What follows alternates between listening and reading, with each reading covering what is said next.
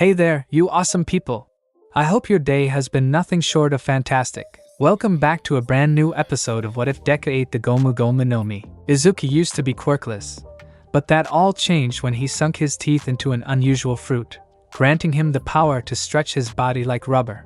With this newfound ability, he's on a quest to become the ultimate hero. Don't forget to shower some appreciation onto the incredible author responsible for this fanfiction. The link is conveniently waiting for you in the description box down below. If you're totally vibing with this what-if scenario, drop me a comment and let your thoughts be known. And while you're at it, don't miss out on other mind-blowing what-ifs on this channel. Alright, without further ado, let's dive straight into this video. Dabi growled as he began to turn up the heat, attempting to burn Shoto into ashes no matter what new move he was using. It looked impressive, but whatever his plan was, it didn't matter. He would fulfill his wish at last, burning up his old man's prized son before turning towards him. He didn't care as he exacerbated his burns, making them crawl up further to his face. All that mattered was burning everything to ashes. Shoto! Mocked Dabi. It doesn't matter what you do. In the end, you who didn't bother training his fire despite giving everything, will end up being burned by me. Flash fire fist. Hell spider. Dabi sent out streams of fire from his fingertips towards Shoto. 10 streams converged all at Shoto, where Dabi intended to not only shred and burn Shoto into pieces, but use the remaining attack to kill all the heroes around them, conveniently blaming it on Endeavor for all those deaths. Dabi was puzzled when Shoto didn't attempt to summon ice to block, but rather faced the flames head-on. Instead, surrounding Shoto's hands were icy blue flames. At first, Dabi thought that Shoto had somehow managed to summon flames just as hot as his, but without any of the burning side effects he had to deal with. That enraged him further that Shoto had managed to attain such flames without doing his best.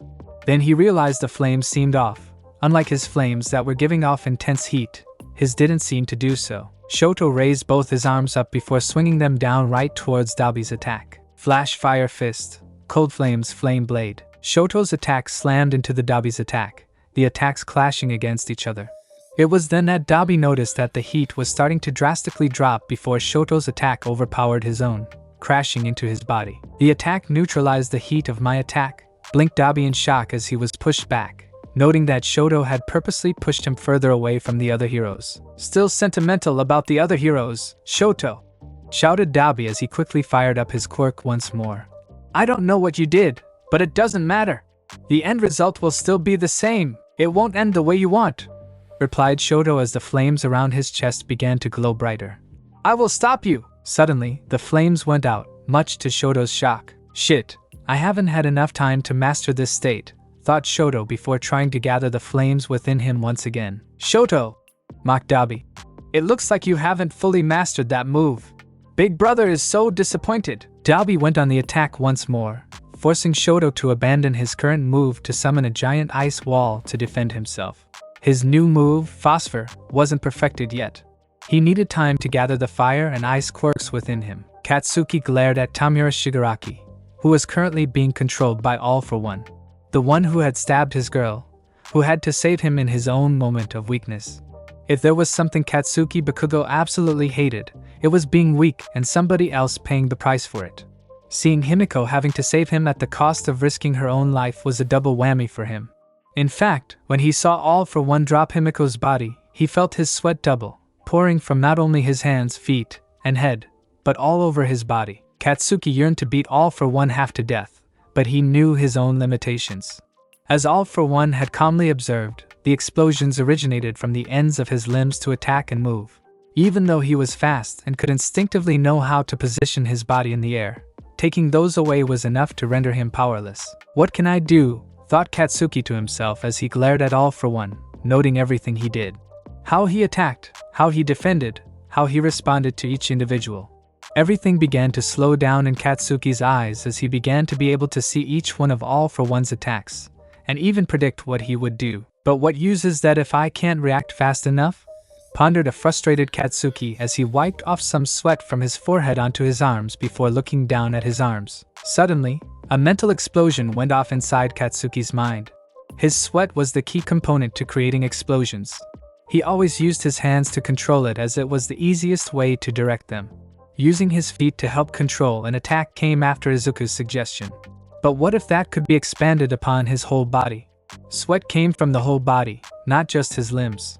And right now, he was covered in his own sweat. Taking a swig of a specialized sports drink to replenish as much sweat as he could, Katsuki slowly walked towards All for One, his eyes focused solely on him. "Hey kid, it's too dangerous for you, get out of here," said one pro hero as she tried to reach out to stop him. 1 second Katsuki was there, walking slowly if not menacingly, and in the next second, he suddenly disappeared from her view, leaving a trail of explosions. All for One was annoyed. Seeing a shadow of Kudo had definitely made him act rash, but in the end, it didn't matter. He had uprooted a traitor, and while all these heroes were certainly making it annoying to escape, it wasn't without any benefit.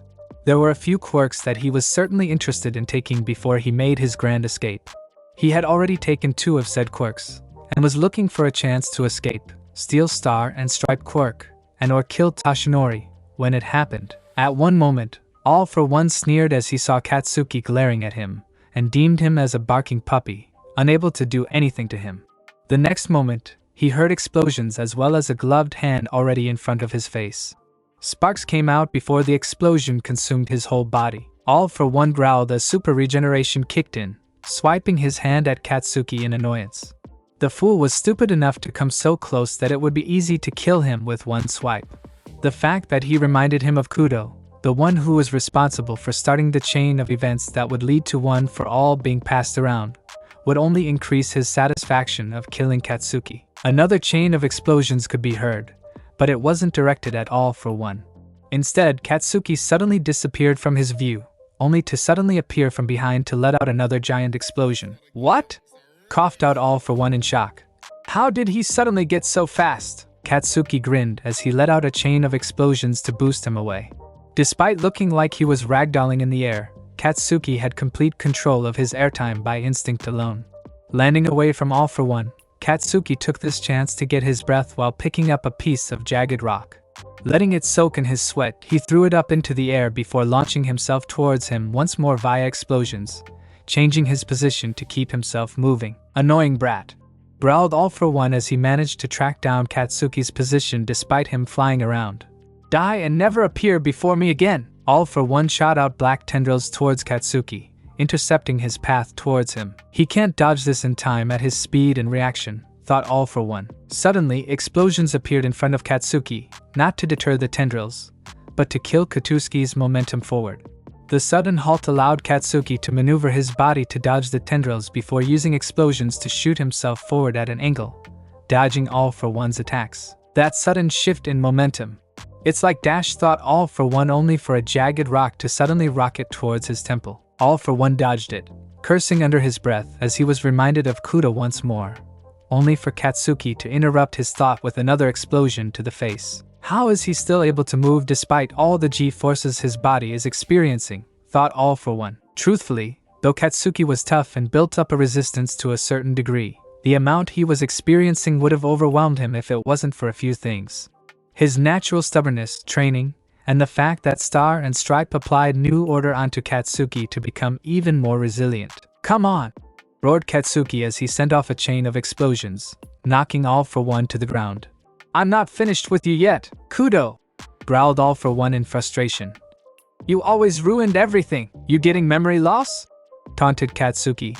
"You better remember this name as the one who beat the shit out of you.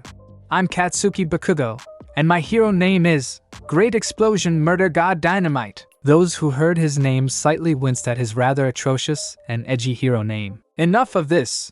roared All for One in rage as he summoned a shockwave quirk that originated from his whole body, sending a destructive pulse out. Both heroes and Nomus were caught in the shockwave, tumbling away while bleeding. The Nomus were able to quickly recover, being mindless minions they were, while the heroes took longer to recover. Still, this brought him valuable time to escape. He knew he was running out of time to control Shigaraki's body despite all the upgrades the doctor had put into it. Suddenly, an iron wall blocked his path. "Don't think it'll be that easy to escape," grinned Tashinori from behind the wall. "I've fought you more than enough time to know your methodology." All for One growled in annoyance as he sent a concentrated blast at Tashinori, whose shield blocked it, but was shattered into pieces. Suddenly, a bullet tore through the air, rushing towards All for One from a blind spot, slamming into neck. At first glance, it seemed to have been a successful hit, only for All For One to laugh. "You thought I wouldn't be aware of your position," mocked All For One as it was revealed that the bullet hadn't actually hit skin. Instead, All For One had used another quirk that allowed him to morph his skin into a hole that the bullet was caught inside. "I knew that you heroes had 2 of the quirk erasing bullets, and knew you couldn't resist using it. Now it's mine to use," stated All For One before noticing something was off with the bullet. The bullet syringe was wrapped up in Kana's hair, as expected, but when pulling off the said hair, the syringe weight seemed too light, as if the capsule was empty. Quickly pulling up another quirk, he inspected the insides of the syringe bullet only to find out it was empty. "A blank?" blinked All For One. "But where is the real one?" All For One was already on guard for another shot, but it never came. Nor was he the real target. It had already been concluded that the quirk erasing bullet might not work on Shigaraki or All For One due to the amount of quirks inside their bodies and the fact their bodies had been modified by Garaki. Rather than risk a shot that might not work, instead they would aim for a threat that they knew could be neutralized. "Come on, Shoto, my little brother! Show me what you can do!" laughed Dabi as he punched Shoto in the face, having mounted onto his waist. Shoto grunted as he felt the heat-infused punches burning his cheeks, having failed to activate Phosphor in time. Suddenly, a body tackled Dabi, freeing Shoto from his position. Shoto got up, immediately using this time to invoke Phosphor once more. Shoto glanced over to see who had saved him, only to blink in surprise when he saw that his father had been the one to tackle Dabi away despite all his injuries. "I won't let you!" grunted Endeavor, feeling the flames burning on his skin. He didn't care as the flames cauterized his wounds, and the pain allowed him to remain conscious. Not only that, but he had a responsibility as a father to not only protect Shoto, but to ensure Dabi wouldn't hurt anybody else anymore. "What's wrong, Dad?" mocked Dabi as he turned up the heat even further. "It's not too hot for the #1 hero now, is it?" Endeavor didn't reply, but rather held Dabi even tighter. "Shoto, do whatever you have planned while I have him held in place," roared Endeavor. "Oh my, sacrificing your life to protect your youngest child? Seems like you have already abandoned your eldest just like before," cackled Dabi. "No, not this time," said Endeavor. "Once this is all over, then I'll be with you every step of the way to repent what we've done." Dabi seemed shocked at this before growing angrier, his flames bursting out even further as he threatened to burn everything to ashes. Shoto ignored everything as he focused on controlling his quirk, activating Phosphor once more. With a giant yell, Shoto ran forward right into the flames once more covering his hands. Great Glacier Agar. Immediately, the flames were snuffed out as ice filled the area.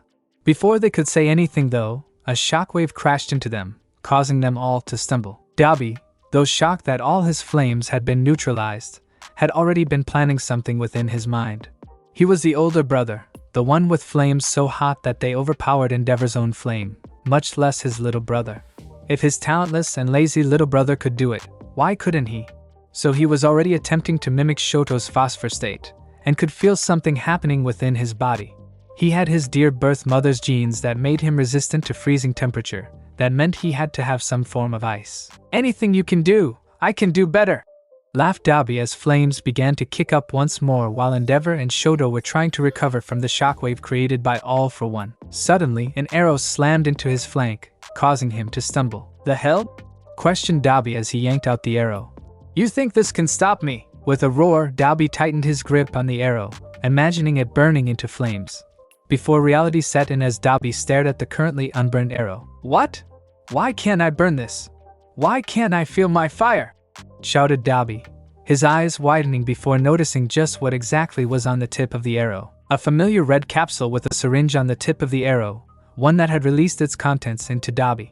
The capsule Tashinori had gotten from Mizu and had given it to Lady Negant and Barrows before he drove his car to crash into Shigaraki. Dabi had been the next target when he had revealed himself, and Barrows had taken the shot while Kana distracted All For One with her shots. Shoto immediately encased Dabi in ice, leaving only his head to move and breathe freely. "Just chill out in there for me, brother, until we can settle all of this," breathed out Shoto before turning his attention towards All For One. There was one obstacle left now. All For One felt his annoyance grow into rage as he saw another potential minion fade away. Not to mention he had lost in a way that he couldn't take the quirk after losing, as it was now gone. Deciding on his next target, he mixed in a batch of quirks into the next attack before firing it directly at Shoto. A deadly laser beam went straight for Shoto before he could even react. "No!" shouted Endeavor as he let out an impromptu prominence blast to block the attack. Several other heroes were also firing their attacks to block the laser beam, only for it to fail. Even Star and Stripe, utilizing the drones that David's shield was controlling, threw a concentrated laser spear at the laser beam, only for it to do nothing. Just as the laser was about to hit Shoto, a body slammed into him, shoving Shoto away from the laser. However, the laser blasted right into the said body, leaving the hero who saved Shoto no time to even put his arms up in vain defense. "No!" shouted Shoto, as the only glimpse before the laser beam overtook the body was someone with blonde hair with a cowlick hairstyle. But the face seemed familiar though. All for One merely scoffed as he had eliminated one hero while clearing out a path for him to escape. Ordering the Nomad to him, he had them carry his body out towards the cleared path. He needed time to recoup, but with the hidden caches and loyal minions hidden in society, he had all the time to truly conquer Japan, and then the world. All for One's eyes caught a hero with long blue hair charging up an attack before firing a concentrated wave of energy towards him. Scoffing at the attempt, he had a Nomu jump up to block the attack when a body suddenly appeared right before the Nomu, his right arm raised high up into the air. What shocked All for One was that the body that had appeared was the one he was sure he had obliterated into dust with his attack. The wave of energy wrapped around the raised arm while the hero rushed forward, phasing through the Nomus while keeping the wave of energy wrapped around his arm and avoiding any obstacle until he was right in front of Shigaraki. "Pawir!" roared Mirio as he slammed a punch right into All for One's face, combined with Nijire's quirk at 100%, sending the man tumbling away. The body was sent tumbling as All for One quickly tried to recover, knowing his time in Shigaraki's body was growing even shorter. This body may not be able to handle the stress, but at this point, there's no choice, grumbled All for One in anger, slightly worried about losing his vessel. All for One began to summon every quirk he had within the body to accomplish one goal: massacring all the annoying gnats in his way. Suddenly, instincts began to warn him something was coming. Something familiar that he had always wanted. Looking up towards the direction of where his senses were telling him the danger was coming was Katsuki Bakugo in the air. However, the danger wasn't him. Katsuki was holding a black tendril, one he recognized from a hero he had killed long ago. The quirk used by the fifth wield of One for All. Katsuki grinned as he began to spin, reeling the tendril in while using explosions to accelerate his spin. "No!" roared All for One as he realized just who was coming. He shouldn't be here yet. Has that much time passed already? Thought All for One to himself. Perhaps this time I can use Tamura's hatred to take One for All this time? No, especially with that devil inside the boy. My only choice is to eliminate the boy as he arrives. Focusing his quirks all into one target, All for One aimed his hand towards Katsuki while the Nomas surrounded him to defend him from any other attack. Katsuki didn't give a damn about his headache as he spun even faster than he had ever done. When he saw the black tendril reaching out, he immediately shot himself towards it, knowing just whom it belonged to. He had managed to block the shockwave with his own explosion, giving him time to get into position. Howitzer explode-a-pult cluster. Katsuki spun even faster than ever as he reeled the tendril towards his location. "Get over here and finish this, Deku!" roared Katsuki as the tendril began to wrap around his body while it was being retracted at the same time. Izuku had been flying towards Jaka City as fast as he could after dealing with Gigantomachia when Kathleen's jets flew past him. After dropping off Star and Stripe, she had ordered them to circle back to pick up Izuku as fast as possible. Forming a line, they allowed Izuku to slingshot forward towards Jaka City faster than one could imagine. All the while, he was having a mental conversation with the predecessors of One for All, within Mindscape. "Are you sure you want to do this?" asked Kudo, the second wielder of One for All, from his seat. "I think it's a stupid idea." "Can't help but agree," nodded Bruce. "It's a risky and naive idea, to save Shimura Tenko. Who knows what that bastard did to manipulate everything?" Hikage remained silent, choosing not to voice his opinions. Having been a hermit for most of his life, he didn't exactly have the best social skills or interactions, similar to Yoichi. "There has to be something we can do," argued Nana. "We know All for One targeted my family for the sole purpose to hurt me and Tashinori mentally. I know it's a naive high-risk low-return plan, but in the end, it's my fault that this happened. If there's a chance to make it right, I want to take it." Yeah, but it's the 9th user's life we're talking about. Daigo.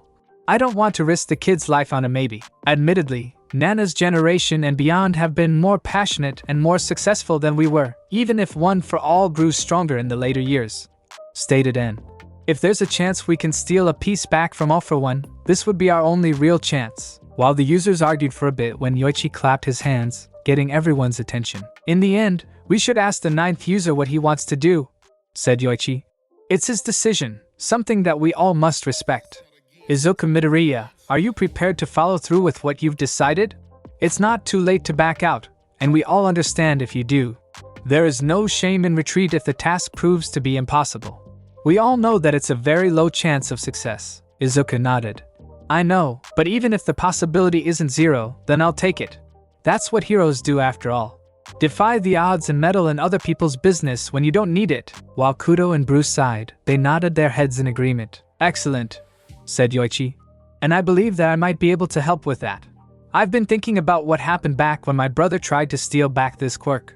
He temporarily created a bridge between us, and we used that bridge to cross over to his side, where we kicked his ass, laughed Daigo, causing the others to give a small grin of satisfaction. Indeed we did, but what I'm more focused on is the bridge. I never knew how exactly my brother's quirk worked when he stole a quirk or transferred it to another person. That bridge, however, showed me how it worked. And if he can do it, then why can't I, whose original quirk was quirk bestowal, make a bridge as well? Theorized Yoichi. Immediately, all the other users began clamoring about how insane that idea was and other risks before Yoichi clapped his hands together, creating a loud sound to silence them. Why? Asked Kudo, asking the question they all had. In order to do that, that means potentially transferring One for All to Shimura Tenko, the one that All for One has always wanted. You risk One for All being transferred to him just to create this hypothetical bridge that might not work, just to save someone that might not want to be saved. I have confidence it will work, declared Yoichi. I've been experimenting for a bit. The transfer worked without DNA back at Nabu Island. That, and I have you guys as well as the devil to pull me back if it goes south. The others grumbled while the devil gave a grunt in reply before Yoichi turned to Izuku. In the end, it's your choice. We'll respect whatever you choose, said Yoichi. You are the current wielder of One for All, and ultimately, you are the leader and the one to choose your path. Izuku took a deep breath before opening his eyes, his path set. He had never once thought about straying from it, and he wasn't going to do so now. He made up his mind already. He was going to defeat a villain while saving the ones in need, even from themselves. Izuku had been slingshot from his current position towards Jaka's city at frightening speed, thanks to the jets carrying him forward. After the last jet, Izuku fired Black Whip towards the city, hoping someone would notice and pull him forward. Already the jet pilots had told Star and Stripe that Izuku was coming with the approximate time window. Star and Strip had gotten the message, and was already looking towards where Izuku was going to appear while dealing with an annoying gnome that had a form of super regeneration. Upon seeing the black tendril belonging to Black Whip, she had been ready to either jump towards it or call out for someone to do so when Katsuki beat her to it, already grabbing the black tendril. He already recognized just what and who it was. Quickly positioning himself, Katsuki began to spin in the air, reeling their trump card forward. People looked up into the air when they heard and saw the explosions before realizing that Katsuki was reeling something in. It was too fast for them to keep track. In one moment, there was a black tendril that Katsuki was reeling in. The next moment, Izuku was already zooming past them all to where Katsuki was. Go! Roared Katsuki as he threw Izuku towards All for One, using the last of his sweat to create a bigger detonation to accelerate Izuku while pushing himself out of the way. Die! Shouted All for One as he fired not only rivet stabs, but almost every other offensive quirk he had, along with support quirks to empower it. He's going too fast. He can't react in time or even block, grinned All for One. Transmission low. Izuku's speed suddenly slowed dramatically, ignoring the laws of inertia completely with gear shift. This allowed him time to dodge all the attacks, utilizing danger sense and observation haki to predict All for One's attack. Izuku weaved and dodged through all the attacks before using gear shift once more. Second gear. Izuku suddenly gained speed once more, as if the inertia that had been ignored had regained its control of Izuku, leaving All for One unable to react to the uppercut to the stomach. Izuku stomped his feet onto the ground hard, causing his blood to pump even faster within his body. turning his skin pink as one for all flowed throughout his body. Third gear, top gear. 2 more punches slammed into All for One's stomach, launching him into the skies. It was only after being launched did the sound of Izuku's attack ring through the air, as if Izuku had broken the sound barrier with his attacks. Not even giving him a chance, Izuku sent out Black Whip, grabbing All for One before yanking him back to him. Izuku's other fist, utilizing azndrgn and armament haki, was pulled back as a black obsidian sheen could be seen covering his left fist. All for One tried to stop Izuku by covering his whole body with electricity, but with Izuku's unique body composition, it had no effect on him. Realizing that was a futile attempt, All for One began to use a quirk that he had implemented but never used due to how difficult it was to use. The quirk made him turn into a gaseous state. However, returning to a solid state took time and effort, even with all his quirks. Luckily, it was easier to turn solid if it was cold, and there was an ice prison that Shoto had made to entrap Dabi. Then he noticed the obsidian sheen on Izuku's arm, reminding him vividly of when All Might had punched him with the same color on his arm. No, thought All for One, but it was too late. Izuku's punch bypassed his attempted escape and slammed into solid flesh. What made it more painful for All for One is he could somehow feel the punch hitting deep into his soul, weakening his control over Shigaraki. What is this attack? How does it even affect the spirit? Though All for One, as he lost control of his arms for a second, Shigaraki woke up in pain after being punched, and immediately reacted by utilizing his own quirk, grabbing Izuku's haki-covered hand in response. Yes, this works, thought All for One. Even if can hit me in any state, he shouldn't have the power to resist Tamira's decay. That hurts, growled Shigaraki as he tightened his grip on Izuku's hand. I hate people who hurt me. Shigaraki activated decay, causing everyone who was witnessing the situation to gasp, expecting Izuku to start to decay like the ground, the building, and heroes who had been caught in his decay, only to grow confused as nothing happened. What? Shouted Shigaraki and All for One. They felt the quirk activate, and could feel decay attempting to spread, but it couldn't for some reason. They felt something fighting back, if not overwhelming the decay, as if overflowing will stop it. What is this / what type of hack mod are you using? Demanded the duo. Merely a manifestation of my will made physical, said Izuku as he cocked his right hand back, stretching it out while winding it for a screwdriver punch. With a roar, Izuku stepped forward, Connecticut smash, with not only armament haki, one for all, and azndrgn infused to the punch. Gear shift accelerated Izuku's attack right into All for One's mouth. What was unseen on the fist was a strand of Izuku's hair that when his attack slammed into him, the hair happened to be deposited right into Shigaraki's throat to swallow. Time for the final real battle, thought Izuku in his mind as everything turned white. Mindscape. Izuku blinked to find himself in a familiar setting once more. A barren land full of rocks with purple and red sky that swirled all around. The Vestige world of One for All and All for One. Looking across, Izuku saw Shigaraki Tamira, or rather his true name, Shimura Tenko, struggling as All for One was attached to him like a parasite. Come now, Tamira, said All for One in a rather patronizing tone. I had to intervene to lend you my strength. Otherwise you would have been captured. All for One! Shouted Izuku, causing All for One to twitch and blink in surprise at Izuku's sudden appearance. What? How? Questioned All for One. You can't be here. I haven't used my quirk to steal your quirk yet. I did, said Yoichi as he walked up into view from behind Izuku. Thanks to having a first-person view of how you use your quirk within the mindscape, it became easier to create a bridge like you did. After all, you can take away and give quirks, then why can't I, whose original quirk was to quirk bestowal, do the same? I've shared One for All's power up with other people since we reached singularity with this. All for One blinked in shock at this statement before grinning. So you foolishly decided to give One for All to Tamira in hopes of creating a bridge to defeat me? Laughed All for One. How foolish. Just because you escaped me once due to some freak accident doesn't mean it will happen again. When I tried to take One for All with my original body, I only had a copy of All for One in that body, meaning that I only had a fraction of my power in my body compared to this one, that has the real and original version of my quirk, All for One. Now, together with my successor's hatred, we will fully take One for All, my little brother. All for One paused as he felt Shigaraki's hatred crawl up on him for a second before glancing down. That's right, you hate me too. That's fine, all the more fitting for the symbol of fear, chuckled All for One. It will affect the rule that One for All can't be taken. especially since they were so foolish to initiate the process. The ground and sky began to erode as Shigaraki's rage began to affect the world they were at, rushing towards Izuku's side. "Don't think it'll be that easy," declared Yoichi as he raised his hands up. "After all, we're not alone here." Instantly, 5 more figures appeared behind Izuku, each one of them raising their hands up towards All for One. The erosion immediately stopped upon their own will. "So the rest of you are also awake," hummed All for One. "I should have expected that back when you all tried to hurt me during that time. But no matter, you've made a fatal mistake showing yourselves. Especially you, Nana Shimura.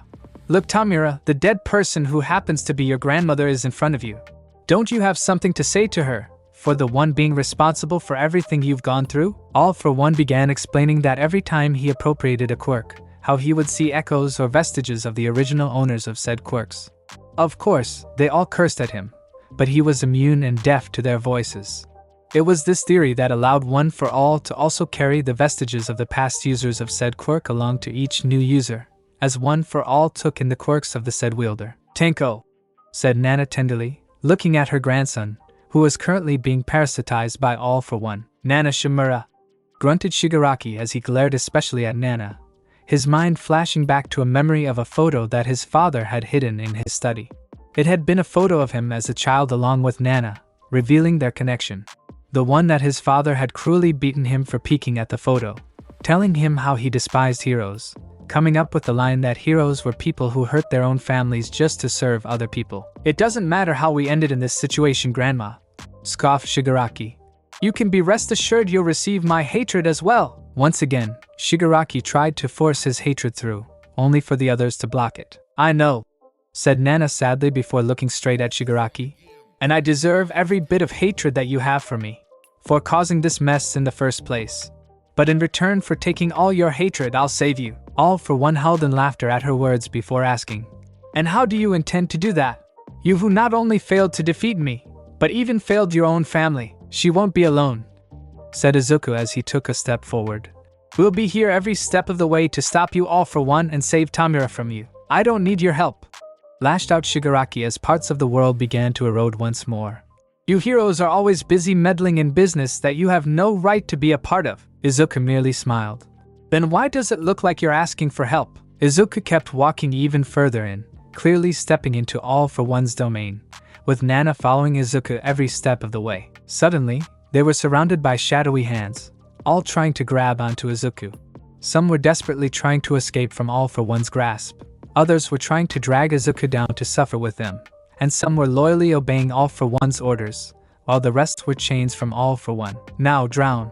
Drown into the abyss that you so foolishly chose to jump in," thought All for One. Just as the hands and chains were about to touch Izuku, as the wave of eroding energy traveled towards Izuku, Izuku merely took a deep breath through his nose before slowly looking up, adjusting his straw hat that had somehow come with him in the Vestige world.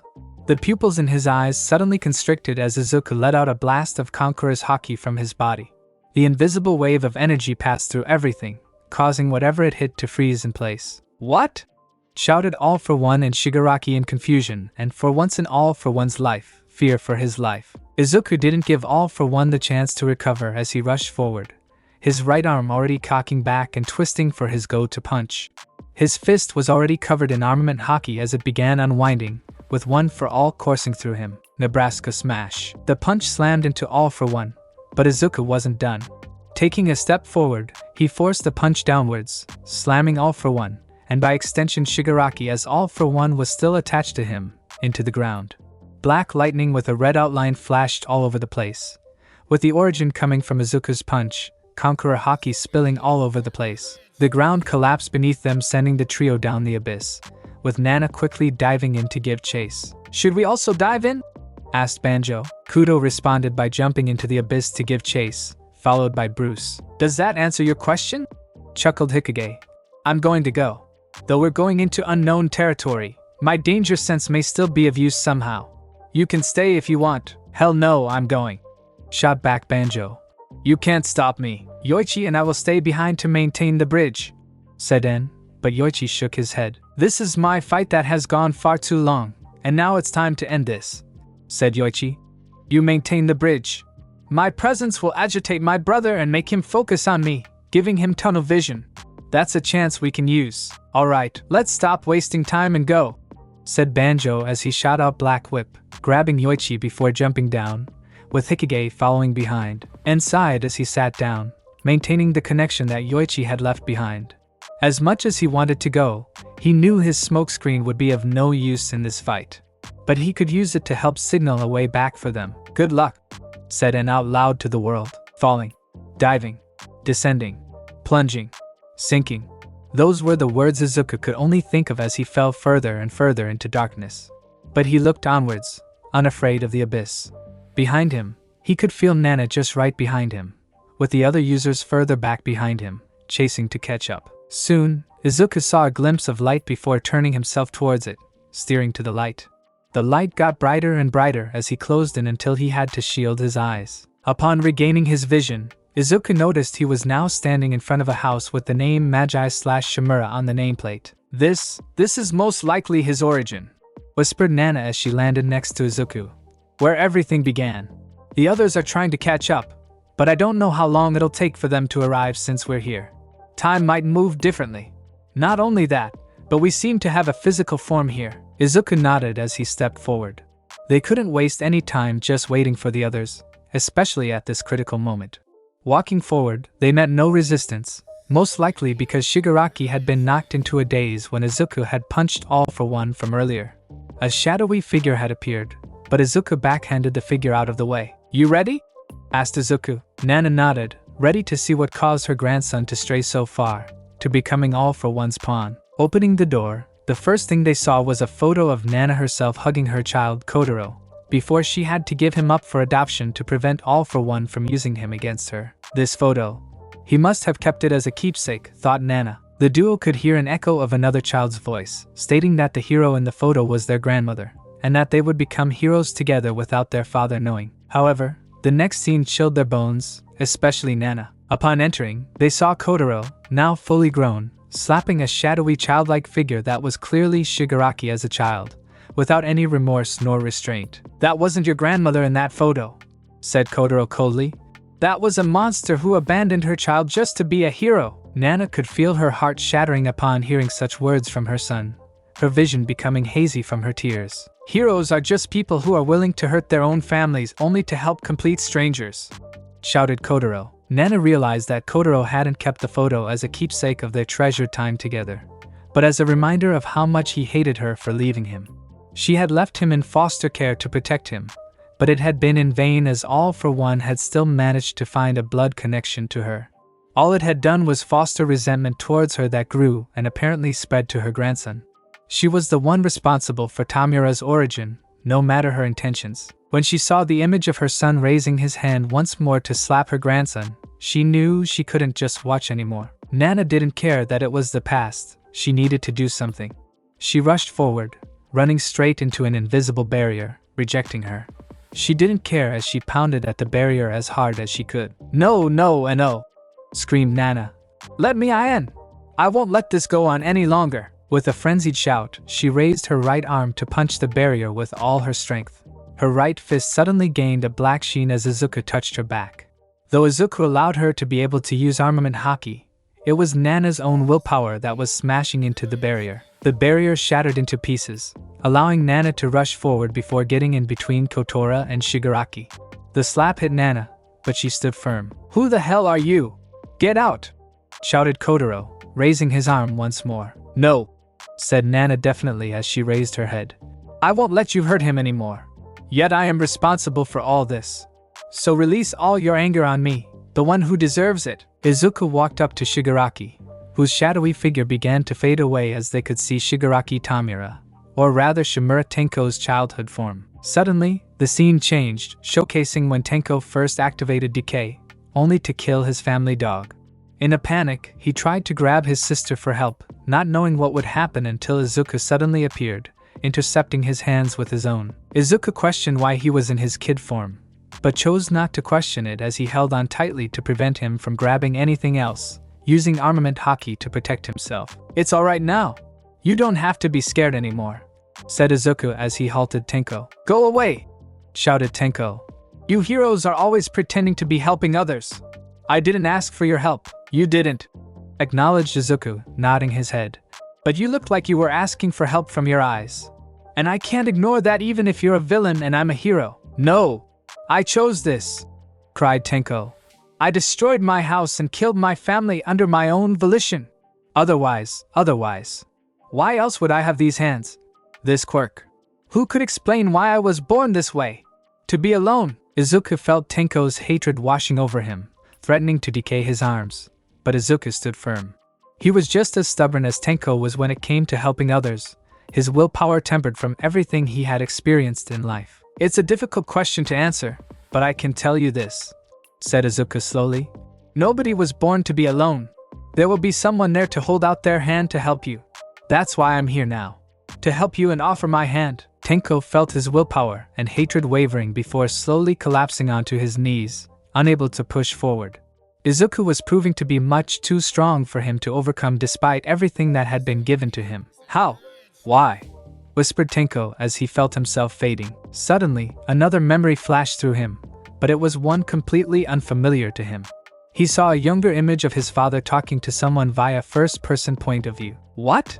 What is, or who is this? Questioned Tenko. Izuku, still connected to Tenko, saw the memory as well and questioned what was going on. The ground suddenly broke apart as an enlarged face of All For One suddenly came bursting from underground, threatening to swallow Tenko. How foolish! Roared All For One. Did you think I would allow this to happen to my vessel? Tamura, you foolish boy, to this day, you've never made a single decision on your own. With a bite, Tenko's body disappeared into All For One's mouth as Izuku stumbled backwards. That hit almost put me into a coma, but thanks to your little rabble, I've managed to regain control once more. This is far earlier than I wanted to do this, but I suppose I have no choice thanks to your meddling. Snarled All For One as the scattered remains began to form up to his image. Foolish Shimura Tenko, mocked All For One, discarding the original name he had given him. No more than just a fragile ego, trying to cling on to your so-called life. I gave you a purpose, and you tried to bite me. Tenko struggled as he tried to understand what was happening as he felt himself crumbling into pieces. As I said, none of your decisions have truly been yours.